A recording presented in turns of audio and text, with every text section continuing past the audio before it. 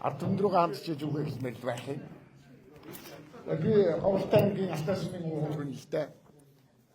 Тэгээд би энэ асуудлаар би нэг жоохон түүх ярих гэсэн. 2000 оны үед Говьтай аймагт намайг ажиллаж байхад би санхүүдрийн сангийн гэлцийн дарга ажиллаж байсан. Тэр үед Гансуу мужаас хэд хэдэн удаагийн урилга ирээд наран сэлтэй бомтооны аймгийн өдөрлгууданд та бүхэн ирж бидэнтэй уулзаж гэрээ хэлцэл хийгээч гэж хэд хэдэн удаа хүсэлт ирсний дагуу Говьтай аймгийн засаг дарга Жанжуудаар жаргалуулсан групп Бургастай бомтоор гарч Хами хатаар дамжаад Гансууд очиж Ланжуу хотод очиж уулзалт ярилцлага хийж ирсэн юм. 3 өдөр. Тэгээ тэр үедээ наран сэлтэй бомтооны хоёр тал гадаад харилцааныхаа ямар дамжаад засгийн газартай хүргээд энэ асуудлаа шийдъя гэд яриа хэлцлээ бид нар ингэж ярьж тохироод гэлцээртэй гарын үсэг зурхад бэлэн болоод за ингээд бичиг цаасны асуудал үлдээл орчуулах хөрвүүлэх юм асуудал үлдээ бид нарыг нэг музей үзүүлчихэд эргэж ирээд гарын үсэг зурх болоод гэрээгээ үзсэн чинь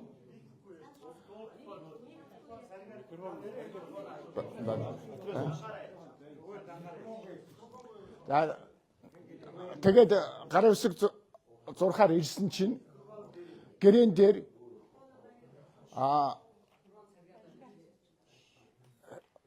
наран сэвсдийн бомтыг хэлийг нээгдэхэд талын малтсын алтны ордыг Хятадын талд Гансуу мужийн талд ашиглуулах асуудлыг Говьтай аймгийн тал хариуцна гэсэн үг өгүүлбэр шив шинээр ороод ирсэн байдаг байхгүй юу? 2000 оны үед. Тэгээд энэ дээр нь бид нар эсэргүүцэл хийлээд энийг би тэр үед гадаад харилцаа хариуцж ийсэн. Энэ болохгүй энэ чинь бид нар өөртөө оногдоогүй эрхийг эдэлж байна. Хүлээж байна. Ийм эрх үүрэг бидэнд байхгүй гэдэг асуудлаа ирээд бид 4 цаг нэг дэрэгтэйхэнтэй маргаж ягаад тэрнээс ямар ч байсан асуулж явсан. Тэр ороогоо бид нар буцах хэрэгтэй байсан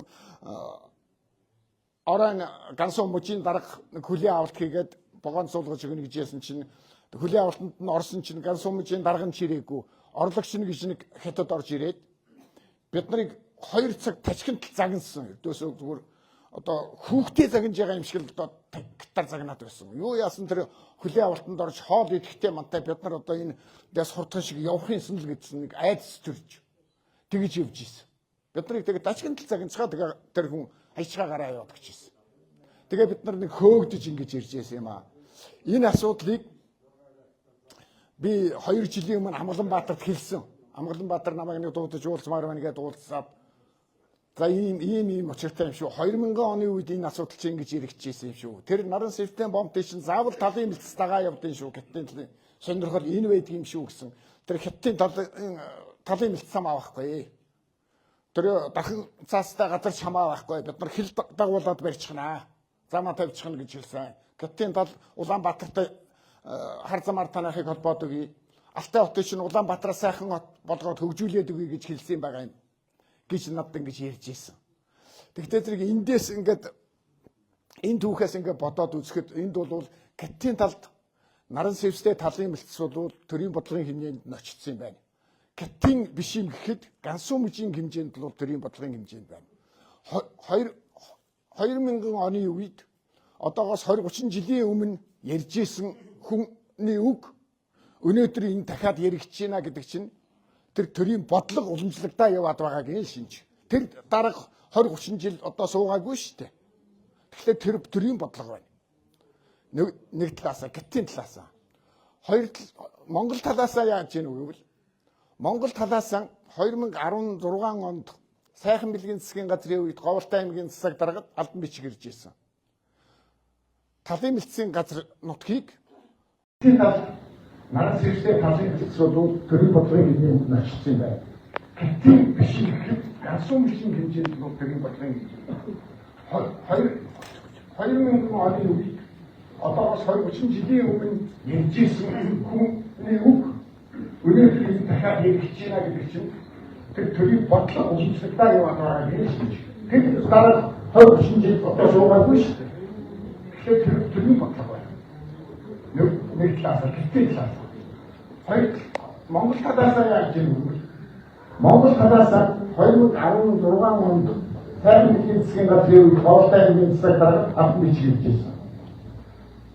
Талын эцсийн газар нутгийг Коммунист талын газрын нутгаас хасах саналаар яаралтай засгийн газар дэрвэл гэсэн миний бичиг. Тэгэхээр энэ үйлдвэрлэлээс хоёр талын хоёр улсын ашиг сонирхол төрийн бодлогын хэмжээнд байна. Тэгэхээр бидний энэ одоо тэнцэл төрийн автаатай бодлогыг залруулахын төлөө тэнцэл байх хэрэгтэй.